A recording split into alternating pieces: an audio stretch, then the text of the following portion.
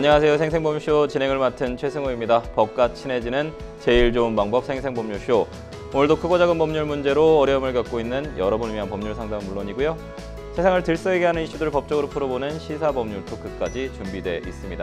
법률과 관련해 궁금한 내용이 있으신 분들은 상담전화 02557-8295번으로 연락주시거나 법률방송 홈페이지 접속 후 법률상담 게시판에 문의 남겨주십시오. 그리고 아래 하단에 보이는 이메일, 카카오톡으로도 상담 문의 받고 있습니다. 각 분야 전문 변호사가 무료로 성심성의껏 상담해드리니까요. 많은 참여 바라겠습니다. 지금 이 방송은 유튜브를 통해서도 실시간으로 함께 방송되고 있으니까요. 많은 시청 부탁드리고요. 유튜브를 통한 소통의 창구도 활짝 열어두겠습니다. 그럼 오늘 도움 주실 변호사님 소개해드리도록 하겠습니다. 법무부인 영예 김철웅 변호사님 자리하셨습니다. 어서 오십시오. 네, 안녕하십니까. 네, 안녕하십니까. 늘 최선을 다하는 변호사 김철웅입니다. 네, 변호사님 오늘도 억울하고 답답한 분들에게 명쾌상쾌 통쾌한 상담, 유익한 상담 해주시길 기대해 보도록 하겠습니다. 생생법쇼 그럼 오늘 접수된 상담 미리 살펴볼까요? 로맨스 스캠 사기를 당했어요. 가계공사로 손해가 심한데 계약 해지 못하나요?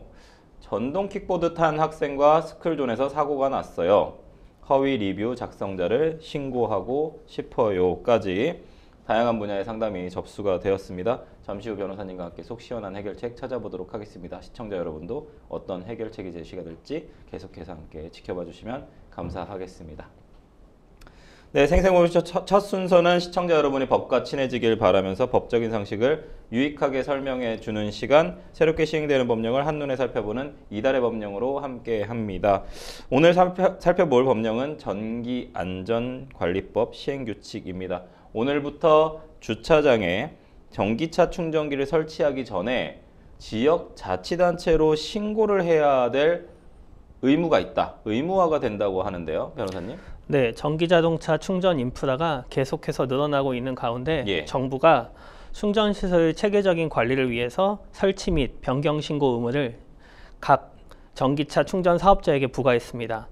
이제부터는 전기차 충전 사업자는 충전시설의 위치, 설치 수량, 그다음에 충전 규격 등이 달라질 경우 반드시 관할 시도지사에게 신고해야만 합니다.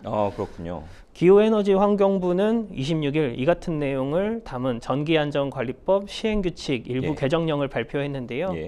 이 조치는 지난 5월 공표된 법률의 위임사항을 구체화하기 위한 후속 조치고요. 또 충전시설 관리 기준을 명확히 하고 있는 신규 조항까지 신설했습니다. 그렇군요. 그렇다면은 신고 대상 변경 항목은 좀 어떤 게 있나요?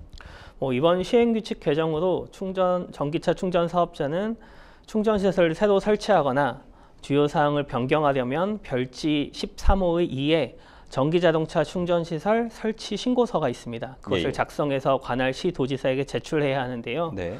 신고 대상 변경 항목은 충전시설의 위치 변경, 그다음에 설치 수량 변경, 그다음에 규격이나 전기 용량 변경, 또 운영자의 회사명이나 상호명의 변경 등 총 4가지입니다. 기존에는 전기차 설치에 관해서 안전보다도 한전으로부터 가져오는 전기를 전용 전기를 사용하는 것에 초점이 맞춰져 있었다면 이번에는 안전 부분에 대해서도 좀 더 신경 쓴 입법이 되겠습니다. 오래된 구축 아파트에 가보면 전기차 충전 시설이 주차장이 아니라 인도에 설치되어 있는 경우도 있고요. 또는 인근 주택에 피해를 줄 수 있는 상가의 위험시설 근처에 설치된 경우도 있었는데요. 이 같은 시행규칙의 개정으로 이런 부분들이 해소될 수 있다고 봅니다.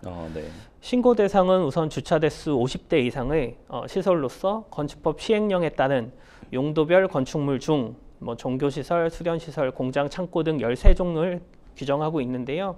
이 같은 것은 결국 법률의 충전사업자 가 어떠한 위치에 설치해야 하는지 그 의무를 좀 더 구체화했다고 볼 수 있겠습니다. 그렇군요. 그간 그 사업자나 건축물 소유자 등이 설치한 충전기는 좀 현황을 파악할 수 없어서 안전관리에 좀 사각지대에 있었다는 비판이 좀 있었습니다.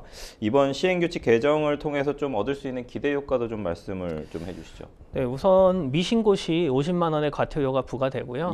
또 그 외에도 책임보험을 가입을 의무화하고 있는데 또 책임보험을 가입하지 않으면 200만 원의 또 과태료를 물게 됩니다. 그렇게 되면 결국 정부는 빠르게 증가하는 전기차 충전 시설에 대한 안전 운영 설치 현황을 관리할 수 있고 또 나아가서 시설물의 안정성을 강화하고 또 책임을 강화할 수 있도록 그렇게 조치가 이어질 것 같습니다. 네, 그렇군요. 이번 시행령에서 법률에서 신고 의무를 좀 부여한 것 이외에 추가로 어떤 책임보험의 보상 한도액하고 가입 및 재가입 시기를 좀 규정을 했다고 하는데 이 부분 좀 짚어봐 주시죠. 네, 우선 충전시설의 책임보험 가입을 의무화하였다는 것도 유의미하지만 보상 한도액이 현행 자동차 손해배상법상 책임보험과 동일한 대인 1.5억 또 대물 10억 원까지 보험이 책정되었다는 것이 유의미합니다. 해당 보험을 가입하게 되면 가입 및 재가입 시 충전시설 사용과 사용 관리자가 변경된 경우와 책임보험의 유효기간 만료 전까지 모두 갱신하도록 하니까요. 아무래도 배상받기가 훨씬 수월해질 것 같습니다. 아, 그렇군요. 한때 죄송합니다. 전기차 충전 시설에 화재가 잇따르면서 안전 대책이 좀 시급했었거든요. 특히 전기차 화재 위험성에 따른 대책을 좀 마련해야 한다는 지적이 나왔었는데 전기차 보급이 좀 늘면서 전기차 충전소도 전국에 좀 점점 많아지는 추세지 않습니까? 네, 전기차 충전소 같은 경우 2016년에 약 400대 2,000기 정도가 당시 설치가 되어 있었는데요. 매년 약 400기 정도씩 늘어나고 있는 추세입니다. 그래서 2030년까지를 약 300기씩 늘어나면 전체 충전 시설이 약 44만 올해를 규정으로 하는데요. 앞으로 크게 증가할 예정이고요. 충전 시설의 약 70% 정도가 공동주택에 설치되어 있습니다. 이게 또 2022년부터 시행된 친환경 자동차법의 영향도 있습니다. 주차 공간이 50대 이상인 시설 내에서는 무조건 전기차 충전 시설을 설치하도록 하고 있고요. 전용 주차 구역까지 설치하도록 의무화하고 있기 때문에 연말까지 유예된 지역들도 있지만 결국 전부 다 설치된다고 봐야 할 것 같습니다. 아, 그렇군요. 매년 300기씩 좀 전후해서 늘어난다고 하니까 그 안전성이 좀 더 강화되어야 할 것 같습니다. 충전시설 소화덮개 설치 방안이 논의된 바 좀 있지 않습니까? 예산 소요가 좀 많이 될런지요, 이게? 네, 전기차 화재 위험성이 계속해서 뉴스에 보도가 되고 있고요. 또 배터리 충전소에 소화덮개를 씌우면 열폭주 같은 대형 사고를 막을 수 있다는 전문가들의 의견이 있었습니다. 그래서 국회 예산정책처에서는 나보포커스 제125호에 따라서 전기 자동차 화재 대응을 위한 입법 동향 및 향후 과제를 살펴보면 충전시설 소화덮개 설치 의무화에 따른 추가 재정 소요는 2026년부터 2030년까지 최소한 약 382억 원에서 최대 2,148억 원까지 전망이 되고 있습니다. 예정처는 국가와 지방자치단체가 직접 관리하고 있는 전기차 충전소에 대한 덮개 설치와 공동주택의 경우에는 세대수에 따라 덮개 구매 비용의 약 60% 정도를 정부에서 보조금으로 지원하는 것을 가정했는데요. 소화덮개 단가는 약 300만 원 정도로 추정해서 계산되는 수치입니다. 그렇군요. 충전 시설의 의무 설치 대상 같은 경우에도 워낙 종류가 많고 비용이나 지원 대상이 다양하기 때문에 한정된 예산에서 효율적인 좀 결과를 내려면 아무래도 충전 덮개를 가장 효율적인 곳에 설치하는 소방시설의 선정 기준이 좀 필요할 것 같고요. 이에 따라서 취약성을 고려한 설치 비용의 최고 효율을 면밀한 설계할 필요가 있다고 보입니다. 설계가 좀 필요하다. 상당한 비용이 좀 소요가 됩니다. 최대 2,148억 원이라고 이제 화면에도 나왔는데 아울러 전기차 배터리 화재로 인해서 우려가 좀 커지면서 22대 국회에서는 전기차 화재 안전 관련 법안이 상당히 많이 발의된 걸로 알고 있습니다. 어떤 법안들이 좀 나와 있었는지 좀 이 부분 좀 살펴봐 주시죠. 네, 전기차가 최근 보급이 급격히 되면서 22대 국회에서 발의된 안건만 총 48건 정도가 됩니다. 워낙 다양한 안건들이 있는데요. 그 중에 좀 대표적으로 몇 가지 소개를 드리자면 전기차 충전소에서 소방시설의 설치 비용을 정부에서 지원해야 한다는 법률도 있고요. 또 한편으로는 전기차 안전도 평가에서 배터리 부분의 평가를 추가해야 한다 이런 안건도 있었고요. 또 충전 시설의 정기 점검이 필요하다 또는 소방 화재 예방하기 위해서 소방관 훈련에 전기차에 대한 화재 대응 훈련이 무조건 삽입되어야 한다. 뭐 이런 안건들도 있었습니다. 그러면 이 사안들 중에서 변호사님이 좀 보시기에 현 시점에서 가장 시급한 대책이 좀 무엇이라고 보시는지요? 뭐 다양한 안건들이 있고 사실 예. 뭐 전기차 충전 시설에 대한 안전 문제가 뭐 시급한 것은 사실이지만 예. 제가 볼 때는 전기차 시설의 화재가 난 전기차 충전 시설의 대부분이 고충전, 그러니까 급속 충전 시설에 있다고 봅니다. 예. 급속 충전 시설에서 이게 화재가 빈번하게 일어나는 이유는 뭐 너무 다양한 제품들이 예. 인증되지 않은 채 유통되고 있는 현실이 또 일부 있고요. 예. 또 한 가지는 또 사용자들이 사용하는 비공인 플러그가 문제라고 생각합니다. 예. 뭐 기존의 전기차 시설이 아무리 잘 충전 시설이 설치되어 있어도 어쨌든 전선을 통해서 자동차까지 연결이 되는데 그 해당 전선에 사용하는 플러그가 비공인인 경우가 많습니다. 따라서 비공인 제품에 대한 유통을 좀 철저히 근절하는 법안이 좀 입법돼서 이런 것들을 좀 근절하면 어떨까 하는 생각이 듭니다. 네, 좋은 말씀 감사합니다. 지금까지 새롭게 시행되는 법령을 좀 살펴보는 이달의 법령 함께 했습니다. 여러분은 지금 생생법률쇼 함께하고 계십니다.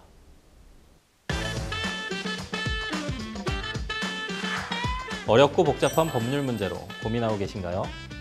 그렇다면 생생법률쇼가 도와드리겠습니다. 생생법률쇼에선 민사, 형사, 가사 등 각 분야 전문 변호사들이 매년 800여 건의 법률 문제를 속 시원하게 해결해드리고 있는데요. 그럼 무료로 법률 상담을 받을 수 있는 3가지 방법 지금부터 소개합니다. 첫째, 02-557-8295번으로 전화해 법률 상담 신청을 한다. 둘째, 법률방송 홈페이지에 접속해 법률 상담 게시판에 사연을 올린다. 셋째, 지금 화면에 나오고 있는 이메일 주소로 사연과 연락처를 보낸다. 속 시원한 법률 상담 프로그램 생생법률쇼. 지금 바로 상담 신청하세요.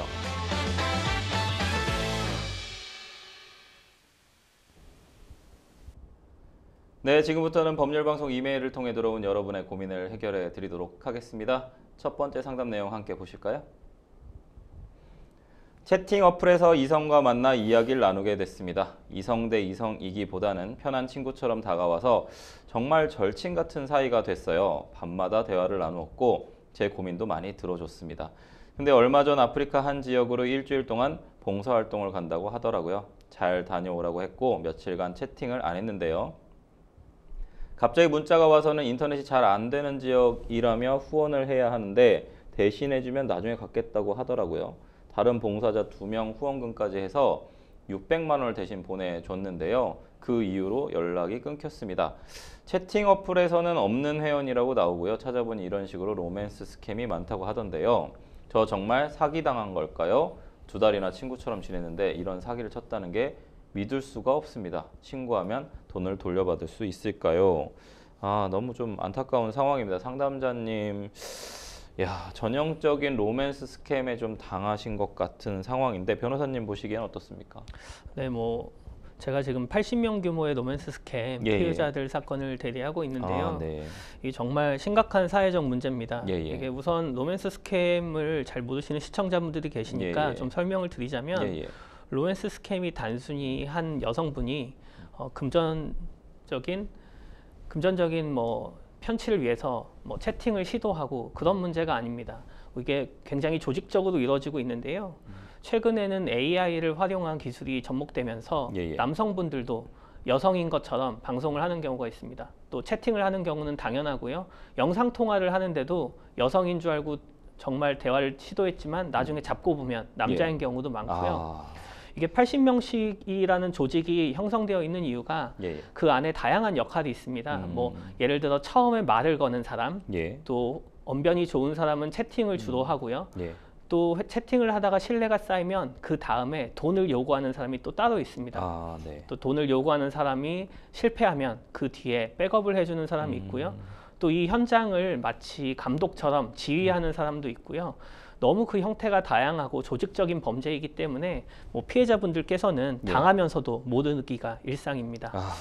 좀 안타까운 상황인데 이 후원금 명목으로 좀 600만 원을 송금하고 연락이 끊긴 경우에는 지금 그렇게 하셨다고 하거든요. 형법상 좀 사기죄에 해당이 됩니까? 네, 우선 뭐 로맨스 스캠의 경우에 형사상 사기죄가 해당되는 것은 너무 당연하고요. 예, 예. 또 로맨스 스캠 피해 신고 후에 금융기관에 방문하셔서 지급정지 요청을 하시고 전기통신금융 사기 신고를 하시면 좀 피해 구제에 좀 도움이 되실 것 같습니다.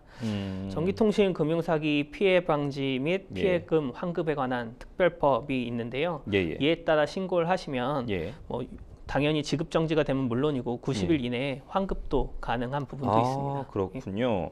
사기 좀 입증을 위해서 좀 상담자님께서 준비를 해야 할 증거 자료가 뭐가 있을까요? 뭐 처음 채팅을 하게 된 경위나 또 채팅의 기록들 그리고 예, 예. 돈을 송금하게 된 내역들 이런 네. 것들을 뭐 하나도 빠짐없이 전부 다 캡처하시거나 예, 이제 예. 보관하셔서 수사기관에 제출하시면 좀 더 도움이 될 것 같습니다.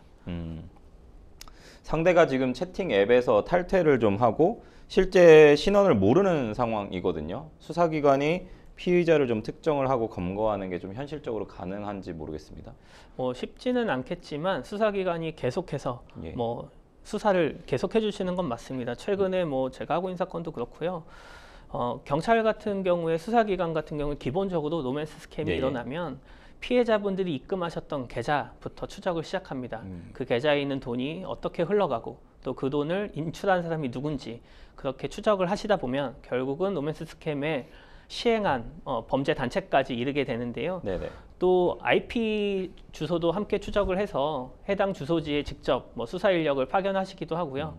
또 만약 IP 주소가 해외 주소인 경우에는 해당 국가의 출입국한 기록을 조회하십니다. 그래서 그 기간에 해외에서 범죄를 저질렀을 것으로 의심되는 분들에 대한 신상을 파악하고 계시다가 이분들이 입국하시면 바로 수사에 착수하는 경우도 있기 때문에 뭐 현실적으로 가능하다라고 보는 게 맞겠습니다. 아, 그렇군요. 만약 좀 사기범이 이렇게 검거가 된다면 피해 금액인 좀 600만 원을 돌려받을 수 있을까요? 아까 뭐 제도를 활용할 수도 있다고 말씀해 주셨는데요. 네, 우선 뭐 그 배상명령 신청 같은 형사 재판에 앞서서 예. 저희가 아까 그 피해구제 환급법 그 특별법에 대해서 말씀드렸는데요. 예, 예. 이 전기통신금융사기의 경우에는 신고만으로도 우선 지급 정지를 해주고 또 90일 이내에 입금된 피해금을 환급할 수 있는 제도가 있습니다. 그래서 600만 원을 그런 식으로 좀 돌려받으시면 좋겠다는 생각이 들고요. 예, 예. 또 그렇지 않더라도 사기 범죄자가 잡히면 피해자로서 형사 재판에 직접 배상명령 신청을 할 수 있고요. 예, 예. 또 배상명령 신청을 하게 되면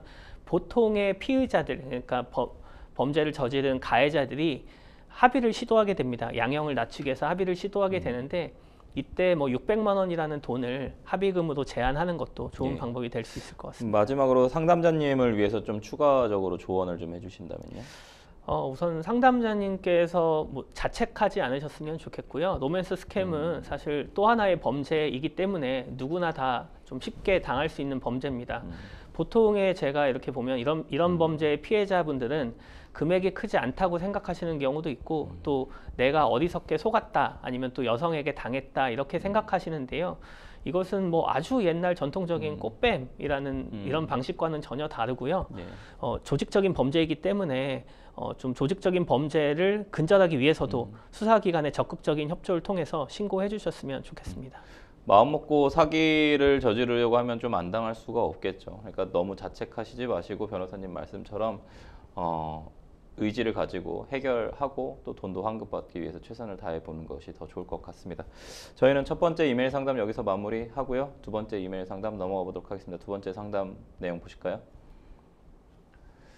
상가 임차인입니다. 계약하고 상가에 곰팡이가 많다는 사실을 6개월 지나서야 알게 됐습니다. 결국 임대인에게 말하고 도배며 바닥 공사를 하게 됐습니다. 공사 기간 동안 가게 운영을 못해서 휴업을 해야 했는데요. 건물주에게 이 부분 손해배상을 해달라고 하니 안 된다고 하네요. 수리해 줬는데 휴업 기간 손해 본 것까지는 돈을 줄 수 없다고요. 그래서 제가 계약 해지를 요구했는데 계약서대로 만기까지 있어야 한다며 완강합니다. 이런 경우에 임대인 말대로 계약 만기까지 해지를 할 수 없나요? 옷 장사를 하고 있는데 곰팡이로 인해 악취가 심해서 버린 새 옷만 해도 너무 많습니다. 이렇게 손해가 심한데 만기까지 그대로 장사를 해야 하나요? 라고 질문 주셨습니다. 현재 상황에서 좀 임차인인 상담자님께서 계약 해지를 좀 주장할 수 있는 법적 근거가 있을까요, 변호사님? 네, 뭐 민법 6조에 따르면 예, 예. 임대차 목적물의 하자담보 책임을 적용할 수 있습니다. 임대차 목적물이 임대차의 목적대로 사용될 수 없거나 하자가 있어 사용 수익에 필요한 상태가 아닐 경우 임차인은 계약을 해지할 수 있습니다. 또 하자를 인정한 사례도 법원에서 굉장히 많은데요. 최근에 뭐 동부지방법원에서 예, 예. 인사동에 위치한 건물에 하자를 네. 판정한 적이 있는데요. 당시에도 지하실에 곰팡이가 슬어서 임대 목적물을 제대로 사용할 수 없다는 주장을 임차인이 하셨고요. 예, 예. 임대인께서는 곰팡이와는 무관하다. 왜냐하면 해당 지하 창고는 오로지 창고로서의 역할만을 했기 때문에 곰팡이가 있다 하더라도 창고의 목적물을 보관하는 데 문제가 없다는 주장을 하셨습니다. 예, 예. 근데 해당 사건에서도 법원은 임차인 편을 들어줬는데요. 곰팡이로 인하여 임차 목적물을 온전히 보관하기 어려운 창고는 그 기능으로서 하자가 있다. 이렇게 해서 계약의 해지를 인정해 준 사안입니다. 그래서 사연자님처럼 이제 임대인이 일부 수리를 해주긴 했지만 매년 여름 장마철마다 비가 새어나오고 네. 곰팡이가 핀 것에 대해서 당시 동부지방법원에서는 계약 해지를 인정해 준 사안이고 또 임차 목적물을 사용할 수 없다는 것을 좀 넓게 해석한 것입니다. 네. 그래서 사연자님처럼 뭐 임대인이 이미 건물에 손해를 배상하기 위해서 뭐 수리를 다 해줬다라는 주장을 하고 계시긴 하지만 그 해당 수리가 완벽했는지 또 수리하는 기간 동안 결국 임대 목적물을 사용할 수 없었기 때문에 이 부분에 대한 배상도 함께 청구해 볼 수 있다고 보입니다. 아, 네, 죄송합니다. 임대인이 곰팡이 문제를 좀 사전에 고지하지 않아서 휴업 기간을 가졌고 영업 손실로 좀 이어진 상황이거든요. 이 부분에 대해서는 좀 손해배상을 청구할 수 있습니까? 이 부분에 대한 하급심 판례가 굉장히 많은데요. 아, 네. 제가 소개해드리고 싶은 건 서울중앙지법에서 예. 2014년 6월 20일 2014나 13609 판결입니다. 예, 예. 해당 판결에 따르면 임대인이 귀책 사유로 하자 있는 목적물을 임대하여 목적물 인도 의무를 불완전하게 이행한 경우 수선 의무를 지체한 경우 예. 임차인은 임대인을 상대로 채무불이행에 기한 손해배상 청구를 할 수 있다라고 판시하였고요. 또 임대차 계약 자체를 해지할 수도 있다고 판시하였습니다. 또한 해당 판결에서는 목적물의 하자에 대한 수선이 불가능하거나 또는 불가능하다 하지 않더라도 그 수리 기간이 현저히 오래 걸린다면 임대차의 목적물을 달성할 수 없는 경우에 해당한다고 하였고요. 그리 되면 임차인의 해지를 기다릴 것도 없이 임대차는 곧바로 종료되고 또 나아가 임차인이 목적물을 인도받아 사용을 계속한 경우가 아니라 인도받은 직후라면 임대차 계약의 효력을 소급하여 소멸시키는 해제도 가능할 것이라고 판시한 바 있습니다. 그렇다면 이 판시를 응용해 보면 이 해당 임대인이 곰팡이가 핀 임차 목적물을 임대를 한 것이고 예. 비록 6개월 만에 발견하긴 하였지만 뭐 거의 뭐 계약과 동시에 일어났다 봐도 무가망하기 때문에 손해배상 청구 당연히 가능할 것 같습니다. 그러면 이게 지금 곰팡이 악취로 인해서 판매되지 못한 이런 버린 재고들 있지 않습니까? 옷인데 이 재고 손실에 대해서도 임대인에게 손해배상 청구를 좀 할 수 있습니까? 네, 뭐 당연히 가능합니다. 뭐 예. 임대인이 뭐 예. 이 창고를 또는 이 상가를 어떤 목적물로 사용하고 있려고 하는지는 모르셨을 수도 있겠지만 예, 예. 임차인의 입장에서는 옷이라는 재고 손실이 큰 예. 손해로 연결된 상황이고요. 그래서 임차인께서는 우선 재고가 발생하게 된 재고에 대한 가치 평가가 필요합니다. 재고를 쌓기 위해서 옷을 구매하셨겠죠. 그래서 도매로부터 옷을 사왔던 구매 내역과 영수증이 있으시면 예, 예. 우선 기본적인 손해에 대한 증명이 가능할 것 같은데요. 어떤 하급심 판례들은 손해액을 산정함에 있어서 재고 자산을 사왔던 원가가 아니라 판매되는 소비자가를 기준으로 손해액을 산정해 주는 경우도 있었습니다. 실내이익 배상해 주는 그렇죠. 거죠? 예, 예. 예. 그래서 그런 것들까지 같이 함께 주장해 본다면 뭐 충분히 인정될 것 같습니다. 아, 그렇군요. 만약에 임대인이 계약 해지를 끝까지 좀 거부를 하는 경우에는 이 상담자님께서 취할 수 있는 효과적인 법적 조치가 좀 있을까요? 우선 곰팡이가 왜 생겼는지 또 네. 곰팡이가 생긴 것은 맞는지 이 두 네. 가지를 좀 증명하시면 좋겠습니다. 임차인분들께서는 우선 곰팡이가 생겼다는 점은 명확하시니까 네. 곰팡이에 대한 사진이나 증거 자료를 좀 확보하시고요. 또 곰팡이가 생기는 환경에 습도나 온도가 민감한 영향을 미치기 때문에 해당 그 임차 목적물의 습도나 온도를 측정해 놓은 자료들이 좀 평소에 마련되면 좋겠습니다. 그렇게 되면 네. 보통은 습도나 결로 현상 같은 예, 경우에는 건축물 자체의 하자로 판정되는 경우가 많기 때문에 예. 임차인께서 직접 이것이 건축물 자체의 하자라는 것을 증명하기보다는 본인의 하자가 아님을 증명하시는 게 훨씬 더 쉬울 것 같고요. 예. 그럼 예를 들면 관리 소홀이 아니다. 뭐 본인은 평소에 환기를 시킬 만큼 시켰고 또 제습기나 에어컨을 사용할 만큼 사용했다라는 주장 정도만 해주시면 될 것 같습니다. 그렇군요. 내 과실이 좀 없고 이것은 하자가 있는 그곳을 임대해줬기 때문에 임차를 해줬기 때문에 그것이 문제다라는 부분 입증하는 자료들로 사용하신다는 거네요. 그렇죠. 임차인분께서는 뭐 사실 이것이 본인에게 과실이 없고 전부 임대인의 하자라고 주장하시는 것이 좀 폭넓고 광범위할 수 있겠는데요. 예, 예. 다만 임차인께서는 뭐 법원에서 그렇게까지 과한 증명 책임을 요구하지 않기 때문에 예, 예. 곰팡이가 폈다는 사실 그리고 본인이 과실 없는 정도 이 정도만 증명하는 자료를 모아서 제출하셨으면 좋겠습니다. 임차인이 소명만 한다고 하면 법원에서는 어쨌든 좀 더 크게 증명되는 그렇죠. 것처럼 인정될 수 있다. 예. 만약에 곰팡이 발생 사실을 계약 6개월 후에 좀 알게 된 점이 임차인의 관리가 좀 소홀한 것으로 좀 비춰져서 좀 걱정하시는 분들 많거든요. 법적 다툼 시에 불리하게 좀 작용할 수 있을지 이 부분도 좀 궁금하거든요. 6개월이라는 시간이 예. 생각하기에 따라서 길지만 예. 제가 봤을 때 임차인의 입장에서 보면 그리 긴 시간이 아니라고 판단됩니다. 뭐 우선은 6개월이라는 시간은 보통 물건을 삽입하는 시간이 다 포함되기 때문에 재고가 실제로 쌓이고 어쩌면 통풍이 좀 되지 않는 정도까지 쌓이려면 한두 달의 시간은 금방 흘러갈 수 있거든요. 또 나아가서 영업을 하고 계시면서 곰팡이가 생긴 것을 발견하려면 곰팡이가 이 습도가 높은 환경에서 발생하는 또 자라나는 시간이 필요한데요. 6개월이라는 시간이 그렇게까지 임차인에게 불리한 시간이라고 보이진 않습니다. 다만 임대인께서는 반대 주장을 하실 수가 있는데요.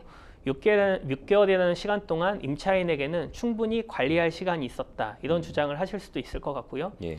또 임차인이 과실이 없음을 아까 증명해야 된다고 말씀드렸지만 임차인이 과실 없다고 저희가 증명하는 만큼 임대인께서는 임차인에게 과실이 있다라고 주장하시면서 6개월 전 상태가 굉장히 깨끗하다라는 주장을 하실 수도 있고요. 예.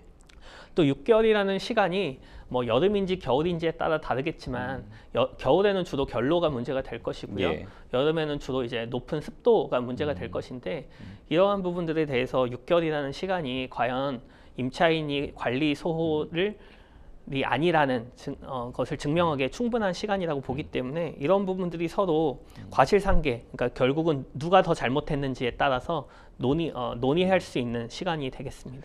실제로 저희가 소송을 많이 해보면 여름에 장마철에 갑자기 집중호우가 내리면서 비가 많이 와서 곰팡이가 피는 경우 아니면 뭐 이제 물이 떨어지는 경우 누수가 발생하는 경우들이 많아서 그때 이제 임대인들은 임차인이 관리를 안 해서 이 부분에 대한 곰팡이가 계속 더 확장됐다. 그 다음에 누수 관련된 부분도 얘기를 하지 않았다. 이러면서 이제 그리고 또 하나 얘기하시는 게 이번은 대단히 특수한 집중호우였다. 이런 주장 되게 많이 하시거든요. 그러니까 집중호우가 평소에도 많이 오고 여름철엔 비가 많이 오지만 역사상 유례 없는 폭우였다. 이런 주장들 되게 많이 하면서 임차인들을 좀 압박하는 경우들이 있거든요. 임차인이 이 부분 만약에 여름에 곰팡이 발생 원인이 폭우 때문인데 사실 임대인이 지금 얘기하는 것처럼 특수한 경우였다고 하면 임차인이 보호를 못 받을까요? 뭐 그 부분은 굉장히 뭐 임대인이 흔히 하시는 주장이신데요. 맞아요. 뭐 저희 사실 소비자보호원의 부동산 관련 임대에 뭐 규정 같은 게 있습니다. 규칙들이 있는데요. 해당 부분 대부분 임대인의 과실로 판단되고 있습니다. 임대인이 그렇게 비가 많이 오고 특수한 경우가 발생하면 가서 봐줬어야 하는 그런 책임이 있는 거군요. 그렇죠. 뭐 기본적으로는 그렇고 또 임차인도 마찬가지긴 합니다. 뭐 비가 오고 폭우가 오는데도 방치하고 또 물이 차는데도 방치했다면 물론 과실이 있을 수는 있겠지만 대부분의 임차인 분들이 본인의 재고가 아까워서라도 그렇게 그렇죠. 하지 못하시거든요. 그렇죠. 예. 발을 동동 굴리시고 또 할 수 있는 것들 다 하셨는데도 결국은 누수가 발생하는 것이라면 임대인에게 그 책임을 묻는 것이 좀 당연하다고 봅니다. 사실 법은 상식인데 상식에 안 따라가시는 또 임대인들도 많으셔서 임차인분들도 그런가? 내가 뭘 좀 잘못했나? 이렇게 또 생각하시면서 피해만 보고 동동 구르시는 경우들 좀 있는 것 같아요. 그래서 그런 부분이 방금 변호사님 말씀해 주신 것처럼 좀 많이 도움이 될 수 있을 것 같습니다. 네, 아무쪼록 상담자님께서 이 문제 좀 잘 해결하실 수 있었으면 좋겠습니다. 저희가 두 번째 이메일 상담 여기서 마무리하고요. 세 번째 이메일 상담 넘어가 보도록 하겠습니다. 세 번째 이메일 상담 내용 같이 보실까요? 저는 운전자입니다. 며칠 전 퇴근길에 어린이 보호구역에서 속도를 줄이고 서행하며 지나가고 있었는데 갑자기 전동 킥보드를 탄 남성이 제 차 앞으로 튀어나왔습니다. 저는 급하게 브레이크를 밟아 큰 사고는 피했지만 킥보드가 제 차량 옆면을 들이받고 넘어졌습니다. 차에서 내려 확인을 해봤더니 차량 옆면이 긁히고 움푹 파인 손상이 생겼더라고요. 제가 보험사를 부르기 위해 통화를 하던 중 남성은 아무 말도 없이 킥보드를 타고 그대로 도망갔습니다. 신원을 특정할 수 없어 다음날 경찰에 신고하려던 중에 경찰로부터 연락이 왔습니다. 제가 사고 현장에서 미성년자 보행자를 치고도 아무런 조치도 하지 않고 현장을 떠났다라는 겁니다. 우선 저는 해당 남성이 학생인지도 전혀 몰랐고 도망가는 바람에 어떠한 조치도 할 수 없었습니다. 심지어 전동 킥보드를 타고 있었는데 그 내용도 빠져 있었습니다. 제 블랙박스에는 충돌 장면과 도주하는 장면이 그대로 찍혀 있는데요.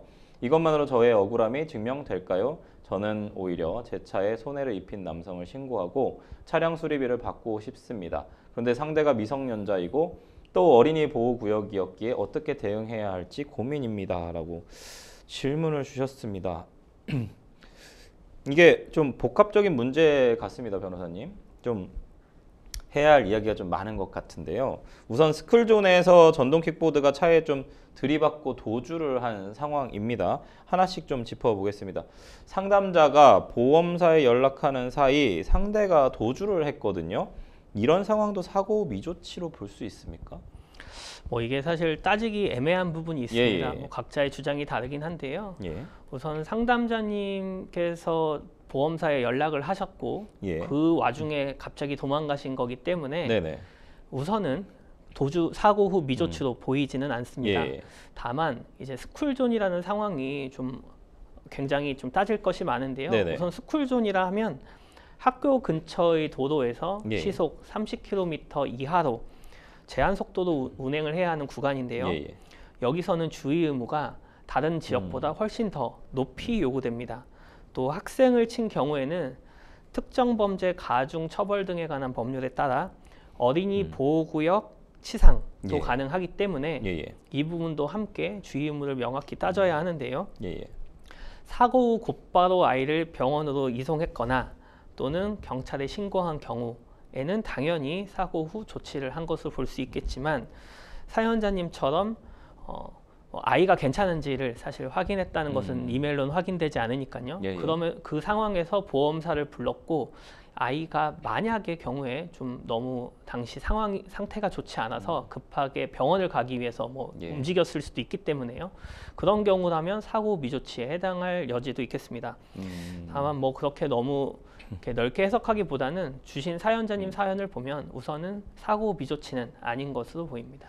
사실은 이 스쿨존 문제가 또 꽤 있습니다. 왜냐하면 스쿨존이면 학생들이 다니는 시간에 한마디로 이제 학교를 갔다가 학교에서 이제 돌아오는 방과 후 시간에까지만 스쿨존을 유지를 하면 되지 그 스쿨존 지역 어린이 보호 구역을 24시간 가동하는 것이 과연 타당하냐, 뭐 너무나 국민의 기본권 제한한다 이런 청원들도 좀 있어서 그런 것도 좀 말이 돼서 야간의 스쿨존은 조금 운영하지 않는 형태의 어떤 그런 법령도 좀 개정되고 뭐 이렇게 지시했었던 것도 좀 있는 것 같은데 제가 이런 말씀을 드리는 퇴근길이라는 표현이 있어서 이 퇴근길에 사실 어린이 보호구역에 또 안 걸릴 수도 있는 여지도 있는 것 같은데 아직 이 이메일 상담 내용에는 좀 없는 것 같습니다. 그래서 좀 여쭤보고 싶은 부분이 만약에 시간을 만약에 넘어갔다면 한마디로 이제 스쿨존 운영 시간을 넘어갔다면 일반 사건이 되는 거겠죠? 그렇죠. 뭐 예를 들어 그 말씀 주신 것처럼 야간에 뭐 그러니까 정확히 말하면 아이들이 학교할 일이 없는 그런 시간에 뭐 사고가 난 것이면 뭐 전혀 해당될 여지는 없을 것 같습니다. 그 피해자가 아동이라고 할지라도 스쿨존으로 뭔가 아까 말씀해주신 것처럼 특가법상의 어린이 보호구역 치상 뭐 이런 게 해당이 안 되는 사건으로 다행히 분류가 그거는 되겠죠. 해당이 안 될 것 같습니다. 만약에 예. 그렇게 된다면. 근데 아마 지금 이 사건은 스쿨존 사건인 거는 같아요. 그러니까 운영 시간에 한 것 네, 같아요. 네, 네. 근데 상대방이 지금 미성년자라고 좀 신고를 했는데 사고 당시 상담자는 상대방이 성인인지 학생인지 좀 알 수 없었다고 좀 얘기를 하고 계시고 단순 보행자도 아닌 킥보드 이용자였다고 합니다. 실제 상황을 다르게 신고한 상대방도 좀 문제가 될 것 같은데 부모님께 혼이 날까 봐 좀 거짓말을 한 건지 사정은 모르겠습니다만 이 상황 어떻게 보십니까? 허위로 신고를 한 것처럼 좀 보이는데 이 부분에 대한 뭐 페널티 같은 게 있습니까? 뭐 허위 신고가 항상 문제가 되고 있긴 한데 예. 사실 허위 신고 자체에 어떤 페널티, 벌가금을 부과하기는 좀 쉽지 않습니다. 현실이. 예. 우선 뭐 아이 같은 경우에 부모님이 다그치는 경우도 있을 수 있고 뭐 킥보드를 탄 상황이 예를 들어 뭐 아이가 킥보드를 뭐 정당하지 않은 권리로 예. 탔을 수도 있고요. 또 뭐 아이 같은 경우에 신고를 하다 보면 부모님이 신고를 대신해 주는 경우도 많습니다. 예. 그럼 아이의 진술을 요약해서 부모님이 신고를 하는 과정에서 뭐 내용이 저희 흔한 말로 오염된다고 하는데요. 예. 뭐 대신하다 보니 진술이 오염되거나 또는 부모님이 계속해서 다그치다 보면 아이들이 말을 하지 못하고 부모님이 맞지라는 그런 어떤 강압적인 그런 답변을 외워서 본인이 피해 사실을 왜곡하기도 합니다. 예. 그래서 실제와 다른 신고가 사실 굉장히 많은데 특히 스쿨존에서는 이 부분 뭐 인력이 수사 인력이 낭비되는 것도 맞지만 뭐 상담자님께서도 굉장히 곤란하시고 다만 이 부분은 상담자님께서 억울하시더라도 직접 증명해서 좀 해결하셔야 할 것 같습니다. 그렇군요. 그나마 좀 다행인 것은 상담자의 블랙박스에 상대방의 도주 장면이 좀 찍혀 있다는 거거든요. 이 영상만으로 상담자의 좀 무고함을 입증할 수 있을까요? 또 상대방을 또 처벌하거나 이럴 수 있을까요? 뭐 가능할 것 같습니다. 뭐 블랙박스 같은 경우에 워낙에 앞뒤로 요즘 찍히는 예, 경우가 예. 많고요. 또 네. 해당 차량이 옆면에서 부딪혔다고 합니다. 예. 그래서 좀 잘 안 찍혀 있을 것 같기도 한데요. 다만 쿵 하는 소리가 녹음되었을 가능성이 높고요. 또 스쿨존의 특성상 주변에 CCTV가 굉장히 많기 때문에 예. 이 부분을 좀 확보하셔서 뭐 증명하시면 충분히 본인의 이제 억울함을 풀 수 있지 않을까 하는 생각이 듭니다. 또 당시에 사고 당시에 이제 보험사에 전화하셨다고 하니까 예. 보험사는 늘 모든 통화 내역을 그러니까요. 기록하고 녹음하고 예. 있습니다. 그래서 이 부분 본인이 직접 요청하시면 당시의 상황을 설명하는 뭐 녹음이나 또 통화 내역이 남아 있을 것 같아서요. 이 부분도 또 증명하는데 도움이 될 것 같습니다. 블랙박스 촬영한 영상하고 CCTV 영상 그다음에 이제 지금 얘기하신 보험사 기록 이것만 있어도 상당히 좀 입증이 많이 될 것 같은데요. 예, 뭐 앞서 말씀드린 것처럼 많이 뭐 좀 도움이 될 것 같습니다. 그렇죠. 이것만으로 보통의 교통사고의 대부분이 이것만으로도 입증을 하고 있고요. 뭐 예. 물론 주변에 목격자가 있으면 더 좋겠지만요. 예. 이것만 해도 충분할 것 같긴 합니다. 이 지금 상황에서 차량 손상이 좀 발생을 했거든요. 상대가 미성년자니까 부모에게 좀 수리비를 좀 청구해야 되는 사안으로 좀 보이는데 문제는 사고 장소가 스쿨존이라는 겁니다. 제가 계속 말씀드리지만 이 사실이 좀 상담자님한테 불리하게 좀 작용이 될까요? 어떤 민사상 손해배상 청구에서? 네, 뭐 아까 저희 앞서 언급드렸던 것처럼 도대체 스쿨존에 해당하는지부터가 이제 논쟁거리가 될 것 같습니다. 뭐 당연히 이제 그 사연자님의 사고를 낸 다른 학생분 같은 경우에는 스쿨존에서의 사고라고 주장하실 것 같고요. 예. 스쿨존의 경우에는 결국은 속도 제한뿐이 아니라 주변의 주의 의무도 강화됩니다. 물론 사연자님께서 서행하셨다고 표현하고 있긴 하지만 사실 차량으로 시속 30km라는 게 굉장히 느린 속도거든요. 예. 그래서 이를 지키셨는지에 따라 또 과실 비율이 달라질 것 같고요. 또 만약에 지키셨다 하더라도 갑자기 튀어나온 아동에 대해서는 또 어느 정도 주의 의무가 책임이 있을 수 있기 때문에요. 또 그만큼 좀 주의 깊게 바라보셔야 하고요. 또 상대 학생이 어느 정도로 상해를 입었는지, 그러니까 얼마나 다쳤는지가 또 이 사건에서 좀 중요하게 작용할 것 같습니다. 그렇지만 사연자님 사연을 미루어 짐작컨대 뭐 갑자기 뛰어들었고 또 옆면에 부딪혔고 또 당시에 보호자가 계셨는지는 모르겠지만 아무래도 본인도 부주의한 부분이 있을 것 같기 때문에요. 당연히 사연자님께서도 이 부분 과실을 낮추는데 좀 하시고 싶은 말씀이 있으실 것 같습니다. 이게 주의 의무도 스쿨존에서는 강화된다. 그렇기 때문에 사실 어느 정도 뭔가 일반적인 대처를 했다고 하더라도 과실이 잡힐 수도 있다라고 생각이 들고, 그럼 과실상계가 되겠네요. 민사상 손해배상 청구를 부모에게 한다고 했을 때요. 그래 좀 깎일 수도 있다. 인정액이. 미성년자의 전동 킥보드 사고 무면허인 경우가 사실은 대부분이거든요. 이것도 좀 문제가 될 여지가 있지 않습니까, 변호사님? 만약에 무면허로 전동 킥보드를 타다가 좀 사고가 났다면 상담자님한테는 좀 유리하게 작용하는 건가요? 뭐 그렇죠. 사실 학생이 무면허라는 것 자체가 아무리 학생이라 하더라도 예. 인정받을 수 없긴 합니다. 이것도 교통사고 처리 특례법에 위반에 해당하고요. 무면허 운전이니까요. 예. 또 저희가 킥보드나 뭐 자전거를 대여해서 탈 때 뭐 안전장구에 대한 착용도 의무화하고 있기 때문에 예. 이런 부분들이 전부 다 결국 학생이 다치는데 기여했다고 보는 겁니다. 법원에서는. 예. 그렇게 되면 결국은 우리의 잘못으로 상대방이 다친 것도 있지만 상대방의 스스로 잘못으로도 다친 부분이 있다 해서 아까 말씀 주신 것처럼 과실상계의 대상이 되고요. 예. 상계가 되면 그만큼 뭐 배상해야 하는 금액이 낮아지니까 이 부분 뭐 사연자님께는 좀 뭐 유리한 부분이 될 수 있겠습니다. 유리한 정황이 좀 될 수 있겠다. 마지막으로 좀 상담자님께서 어떻게 좀 대응하는 것이 좋을지 마지막으로 좀 조언 한 말씀 해주시죠. 뭐 가장 좋은 것은 원만히 합의하는 것이라고 생각합니다. 왜냐하면 예. 학생이 다쳤기 때문에 결국 이 상해 부분에 대해서는 좀 면책이 물론 뭐 충분히 증명하시면 면책이 될 수도 있겠지만 어느 정도 양보가 필요한 부분이라 생각하고요. 예. 또 양보를 무조건적인 뭐 피해자 또는 뭐 범죄자의 입장에서 하시라는 것은 아니고요.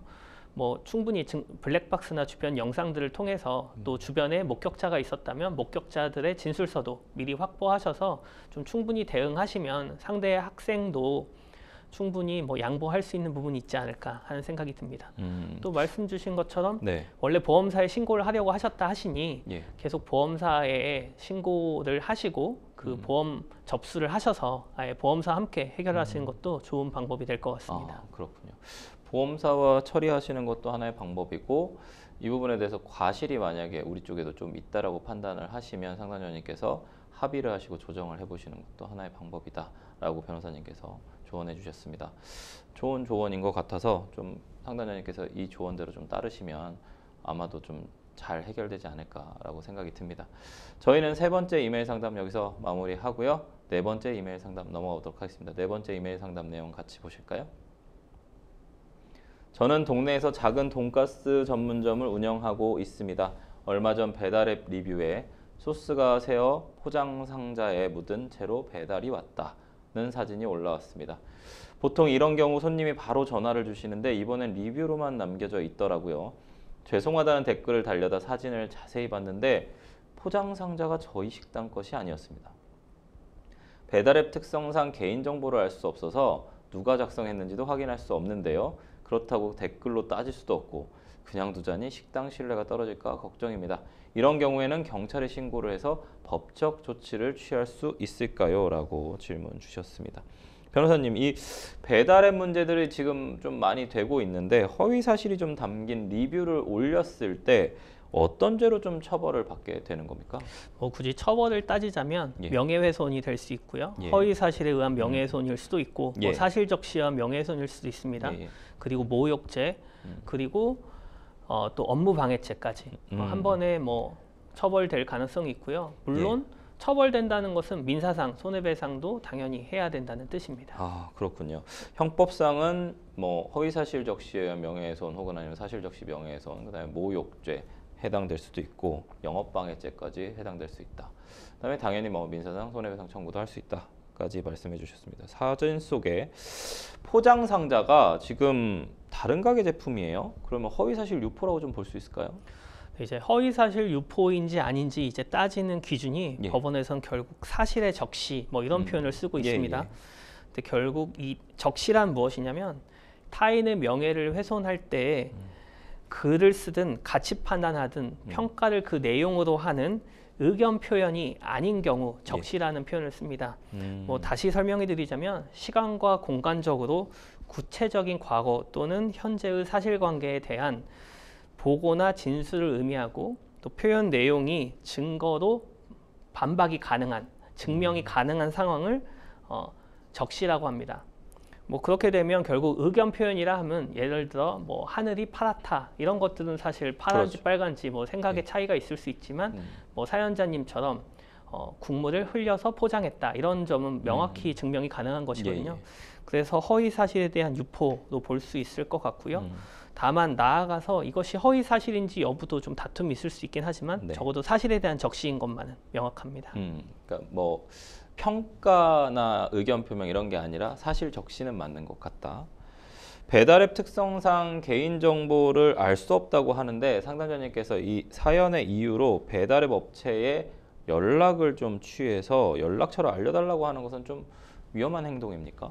뭐 사연자님께서는 뭐 가게를 운영하신 입장에서 충분히 해볼 수 있는 주장이라고 그러니까요. 뭐 생각합니다. 예. 뭐 당연히 배달앱에 연락을 해보시면 고객센터 측에서는 사연자님의 개인 정보를 보호한다는 이유로 뭐 공개할 것 같지는 않지만요. 뭐 어떤 경우에 따라서는 뭐 사안이 뭐 연락을 꼭 취해야만 하는 경우도 있을 수 있으니까요. 고객센터에서 간혹 연결을 도와주기도 합니다. 그럼 배달앱 고객센터를 통해서 허위 리뷰와 관련된 좀 도움을 요청하는 방법은 없습니까? 뭐 우선 고객센터 측에서도 뭐 유명한 고객센터들은 어느 정도의 매뉴얼을 이미 갖추고 있습니다. 허위 신고에 대처하는 경우에는 기본적으로 허위 신고라는 부분을 증명해야 하기 때문에 허위 사실을 캡처하시고요. 댓글이 되겠죠. 댓글을 캡처하시고 또 댓글에 관해서 이것이 허위 사실이라면 명확히 좀 증명을 같이 해주셔야 합니다. 예를 들어서 다른 가게의 사진이라고 하셨으니까 우리 가게의 사진이 굉장히 다른 리뷰들이 많을 테니 우리 가게의 리뷰들을 같이 캡처하셔서 비교하시면 충분히 이것이 다른 가게의 리뷰라는 것을 증명하시기 좋고요. 또 뭐 다른 가게의 사진이라 하더라도 그 댓글 내용 자체는 사실일 수 있기 때문에 이 부분을 증명하기 위해서 뭐 평소 포장 용기라던가 아니면 배달 나갈 때 상황을 좀 증명할 수 있는 것들이 있으면 좀 더 나을 것 같습니다. 또 나아가서 이러한 것들을 충분히 증명을 하면 고객센터 측에서 가지고 있는 매뉴얼이 통상 악의적인 댓글의 경우에는 바로 삭제 조치를 해주고 있습니다. 그래서 이러한 것들이 뭐 반복된다면 이런 부분은 상담자님께서 충분히 좀 고려해 보실 수 있는 요소고요. 또 삭제 조치 외에도 만약에 시정되지 않는다면 고객센터를 상대로도 영업방해에 대한 형사고소 또 당연히 댓글을 작성하신 분들에 대한 형사고소까지 고민해 보실 수 있겠습니다. 뭐 플랫폼 사업자의 경우에는 공정성을 위반하고 고객의 권리를 침해했다 하여 공정거래위원회나 소비자보호원에도 도움을 청할 수 있기 때문에요. 이러한 삭제 조치가 이루어지지 않는 경우에는 충분히 관계기관의 도움도 받으실 수 있을 것 같습니다. 그렇군요. 뭔가 공정이나 소비자보호원도 얘기해 주셨는데 사실 현실적으로는 만약에 업체에서 이 개인정보 안 된다 그래서 뭐 삭제도 안 해주고 뭐 증명 안 됐으니까 악의적인 거 증명 안 됐으니까 안 지워주고 이러면 결국은 경찰 고소를 좀 생각할 수밖에 없거든요. 그래서 경찰에 고소를 하고 이 사람이 악의적으로 리뷰를 달았으니까 이 사람 찾아달라. 그래서 손해 끼쳤으니까 영업방해다. 이래서 이제 고소를 하게 되는데 경찰에 좀 도움을 받아가지고 뭔가 해결할 수 있는 방법들도 좀 있습니까? 물론 뭐 고소하는 것이 그렇게 쉬운 일은 아니지만 고소하면 경찰께서 접수를 받아주십니다. 우선 고소 같은 경우에는 관할과 상관없이 경찰 그 직무 규칙상 어디서든 받아는 주시거든요. 그래서 가까운 곳에서 일단 신고를 하시고요. 또 상대방을 일단 특정할 수 없다는 문제가 있기는 한데 뭐 같은 리뷰다 하더라도 뭐 상대방이 누군지 어쨌든 적어도 뭐 블라인드 처리가 되어 있긴 하지만 IP 주소가 나와 있으니까요. 수사기관에 만약에 고소를 한다면 뭐 수사기관에서 충분히 확인할 수 있는 정도의 선명한 사진 이 정도로는 고소가 가능할 것 같습니다. 또 나아가서 수사기관께서는 뭐 직접 뭐 확인하시는 경우도 있지만 또 배달 업체 쪽에서 또 협조하는 경우도 있기 때문에요. 우선 고소를 너무 어렵게 생각하실 필요는 없을 것 같고요. 다만 억울해하시는 사연, 그러니까 내가 포장을 잘했다, 또 잘하지 않았다, 뭐 그렇지만 뭐 쏟아질 일이 없다, 뭐 이런 부분들에 대해서는 하실 수 있는 만큼 충분히 수사기관에 제공하시는 것이 도움이 될 것 같습니다. 선명한 사진들을 좀 같이 가지고 고소를 좀 하시면 좀 도움을 받을 수 있다까지 말씀해 주셨습니다. 네, 저희는 상담 여기서 마무리하도록 하겠습니다. 생생보험쇼 오늘도 마칠 시간이 다 됐는데요. 오늘 함께해 주신 김철웅 변호사님 감사합니다. 법률 상담 참여 방법 다시 한번 말씀드리겠습니다. 상담 전화 02-557-8295번으로 연락 주시거나 법률 상담 게시판에 문의 남겨주시거나 카카오톡, 이메일로도 모두 받고 있습니다. 각 분야 전문 변호사가 무료로 성심상의과 상담해 드리니까요. 도움이 필요하신 분들은 주저 말고 연락해 주시길 바라겠습니다. 오늘 순서는 여기까지입니다. 시청해 주신 시청자 여러분 감사합니다.